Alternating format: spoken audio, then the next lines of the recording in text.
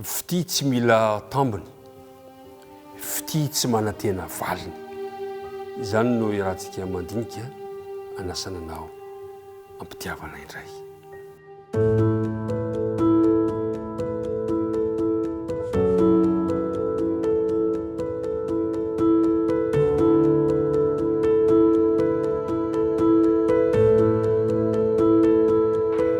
Ry mpiara-mianatra namana, mpiara-midinika amiko, miarabantsika rehetra indray natratra izao andro vaovao izao. Ny tompony hombanao sy ny ankonanao dia atolotra ihany koa ny firariantsoa mandrakariva dia engany mba hitondra fifaliana ao antsika izao fiarahantsika mandinika ny ten'Andriamanitra izao. Ndeha hiariva afaka risika. Andriamanitra rainay any an-danitro, misaotra indrindra noho ny fitantananao anay ka nahatrarana indray izao andro vaovao izao. Tsy herinay zany natanjakay fa resy lahatra zay fa ny fahasoavanao no natoy izao anay. Mamela ny lokay ary aoka ny fanina masina no arotsaka ao temponay zonay mandray ny teninao ary izany fanahy izany ihany koa no ampianatra anay izany teny izany. Aminaraka Kristina angatanana vavaka. Amen. Ry mpiara-midinika namana isany, ny mpaminany Jeremia dia nilaza zao teny mahazatra antsika loatra izao hoe ao Jeremia 4:7 manao hoe tany lavitra no nisy eo Jehova tamiko ka nanao hoe fitiavana mandrakizay no nitiavako anao, koa izany no nampaharetako famindram-po ho anao. Fitiavana mandrakizay Andriamanitra. Tian'Andriamanitra hatrany ny Israely na dia efa nikomy tamin'izy ireo mbetsaka azy. Ary tsy ny Israely ihany fa tiany ihany koa na dia isika izay mpanota tsy mendrika azy. Tsy mendrika ny fitiavan'Andriamanitra isika satria impiry moa isika niodina taminy. Tena tsy misy ny azontsika atao manoloana zany toe-javatra izany. Fa dia izao, Andriamanitra tiantsika. Andriamanitra mamindra fo amintsika. Ary tena sitrapon'Andriamanitra manokana no hitiavany hitiavana anao, hitiavana antsika rehetra. Ao amin'ny Apokalipsy 4:10 dia maneho fa Andriamanitra no mpahary antsika. Ary amin'ny Salamy 7:30 dia zao, izy no mpamorona, izy no nahary ny tsirairay avy. Tsy nisy nanery Andriamanitra tamin'ny famorona.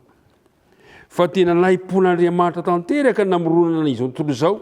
Ka noho izany mendrika ny voninahitra ny haja rehetra Andriamanitra manoloana izany tsirairay avy. Tsy nilain'Andriamanitra akory anefa tadio tsara. Tsy nilain'Andriamanitra akory ny namorona izao tontolo izao.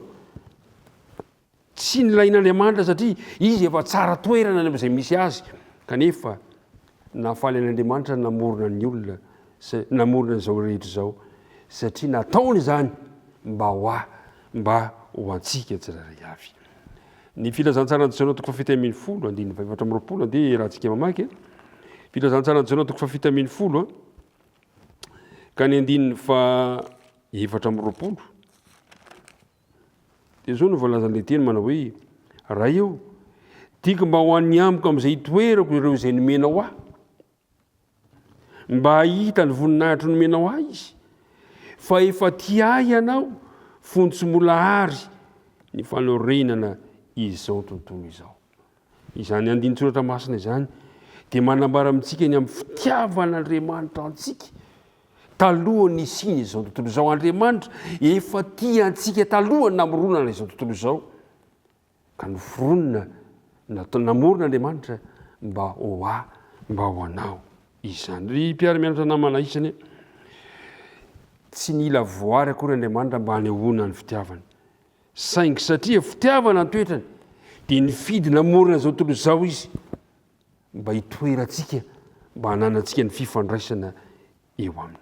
Ry mpiara-mianatra namana isany, mitoy mandrakariva ny fitiavan'Andriamanitra tsitrapo antsika olombelona. Na dia tao anatin'ny fahalavona tamin'ny fahotana tao idena azy dia mbola tia antsika mandrakariva Andriamanitra. Natao aoriana izany fahalavona izany azy dia tena mbola tia antsika mandrakariva Andriamanitra. Ao tadiditsika tsara, ao tsarotsika tsara. Fa tsy nananjo velona sy handray ny fitiavan'Andriamanitra intsony Adamaseva tao aoriana ny fahalavona tao idena. Satria voalaza fa amin'ny andro nanao azy dia ho faty ianao. kanefa io io ny zava-dehibe io le fitiavan'Andriamanitra noho ny fitiavan'Andriamanitra antsika olombelona dia niaro ny ain'izy ireo Andriamanitra satria Andriamanitra ny miazona zavatra rehetra amin'ny heriny. Ry mpiara-mianatra namana isany voafoaka ao anatin'ny fiarovana ihany koa, voafoaka ao anatin'ny fitiavana ihany koa izaho sy ianao. Aoka ahafaly ianao zany fa Andriamanitra miaro anao noho ny fitiavana ianao, na dia itoinona aza ny mety fahalemena na fahotana vitanao, Andriamanitra dia vonina hanolotra ny fitiavana anao ary mbola manolotra an'izany izy mandraka androany. Ary izany no tiako ampahirezana anao, izany no tiako ampahirezana antsika rehetrarehetra, fitiavana mandrakizay no ny tiavan'Andriamanitra izao tontolo izao, fitiavana tsy mila tambony anefa ary fitiavana izay tsy manantena ny valiny kanefa nomen'Andriamanitra maimaim-poana ho anao izany fitiavana izany. Aoka izany ampitrakanao, aoka izany no miaina manosika anao hiatrika ampahavotrihana ampitiavana ihany koa ny tontolo andronao androany. Mahiriza ny tompony hombanao sy ny ankohonanao. Dia hivavaka isika. Andriamanitra rainay any an-danitro, misaotra anao zahay no ny amin'ny fitiavanao anay, misaotra anao ny amin'ilay fitiavana tsy misy fetra, fitiavana tsy mila tambony, fa fitiavana maimaim-poana izay atolotra ao anay. Sinona tokoa moa izay zahay kanefa dia omenao izany fitiavana izany. Aoka izany ampahery anay Andriamanitra, aoka izany ahafaly anay ary aoka izany ahatonga anay andeha amin'ny fitiavanao mandritra dia tontolo andro. Dia mitahi izao mpiara-midinika amiko izao, ianao ny homba azy amin'izay rehetra leny na iza misy azy amin'ny tontolo andro ity. Dia aza mafonina masaraka anay naran'i Kristina angatana ny vavaka. Amen.